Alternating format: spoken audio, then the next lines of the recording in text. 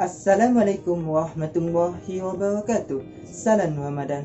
Kembali kita pada hari ini di dalam slot 30 hari mengenal Al-Quran.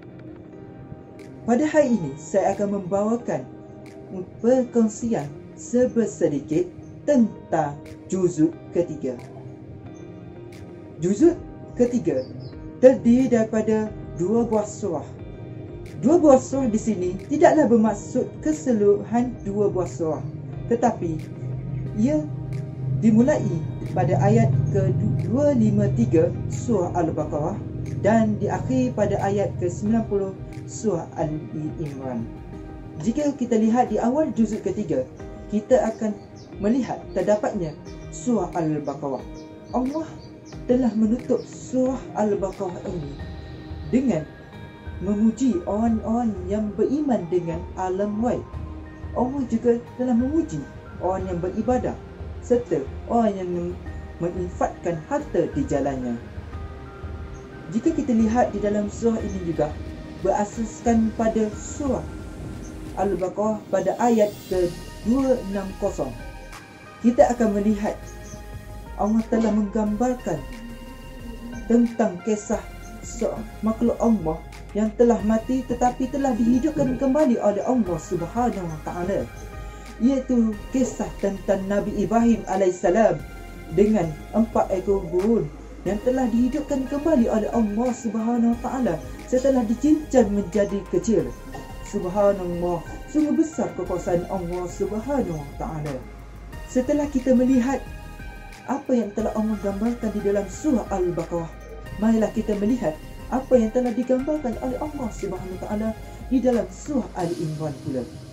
Surah Ali Imran telah dinamakan sebagai surah Ali Imran kerana telah disebutkan di dalamnya tentang kisah keluarga Imran, yang mana Allah telah memuliakan keluarga ini. Di dalam surah ini, di awal-awal perceritaan, di awal-awal ayat surah Ali Imran, Allah telah menggambarkan tentang cara-cara untuk seseorang itu mendapat kemuliaan daripada Allah Subhanahu Wa Taala seperti mana keluarga Imran, iaitu dengan mana seseorang itu berpegang teguh dengan keimanan kepada Allah Subhanahu Wa Taala dan berpegang teguh kepada Al-Kitab. Sebelum kita mengakhiri perkongsian kita pada hari ini, saya ingin berkongsikan tentang satu ayat di dalam juzuk ketiga, yang mana ayat ini sungguh hebat. Sungguh hebat khasiatnya bagi kita. Mungkin kita pernah dengar tentang ayat ini sebelum ini, yang mana kebiasaan bagi kita mengucapkannya sebelum tidur ataupun selepas solat. Ayat itu merupakan Ayatul Kursi, sebuah ayat agung yang berada di dalam kitab suci yang paling agung, iaitu Al-Quranul Karim.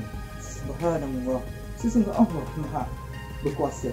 Jika kita lihat di dalam ayat Ayatul Kursi ini, kita akan melihatnya merupakan satu ayat, tetapi ketahuilah bahawa dia boleh kita kategorikan atau kita boleh ayatkan, kita boleh pecahkan ia kepada 9 ayat yang lebih kecil.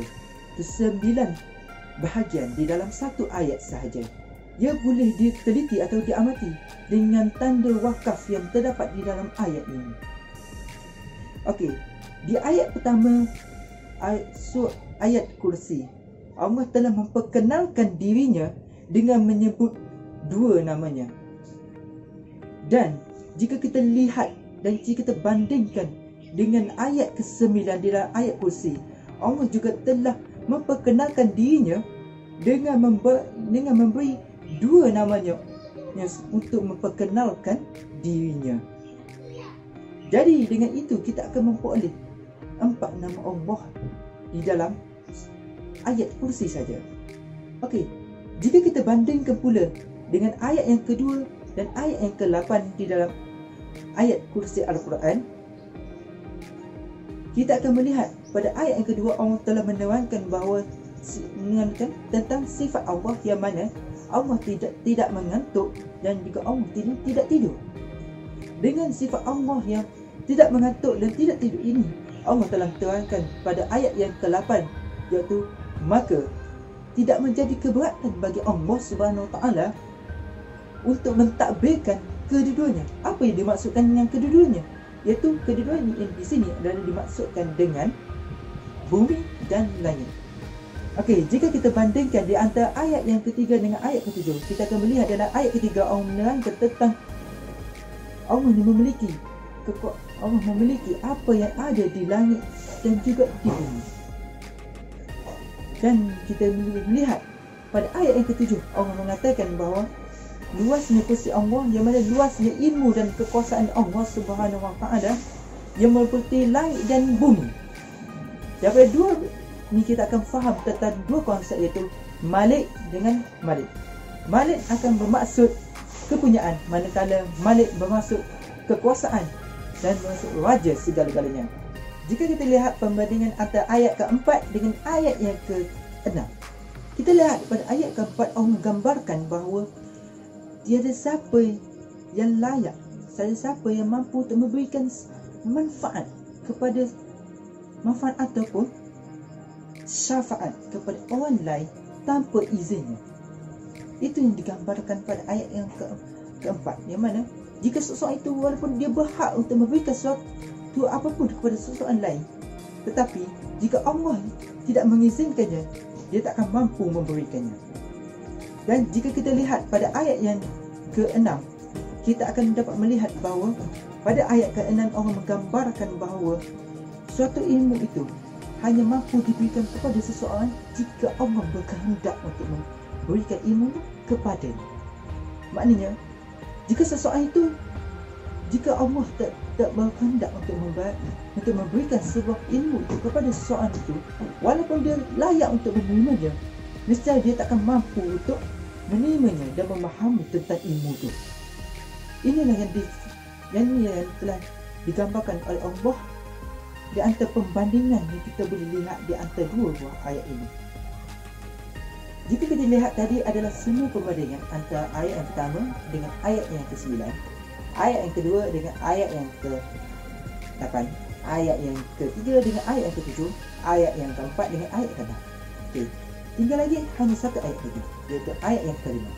Dalam ayat yang ke-5 Allah menggambarkan bahawa Allah mengetahui apa yang ada di hadapan mereka serta apa yang ada di belakang mereka.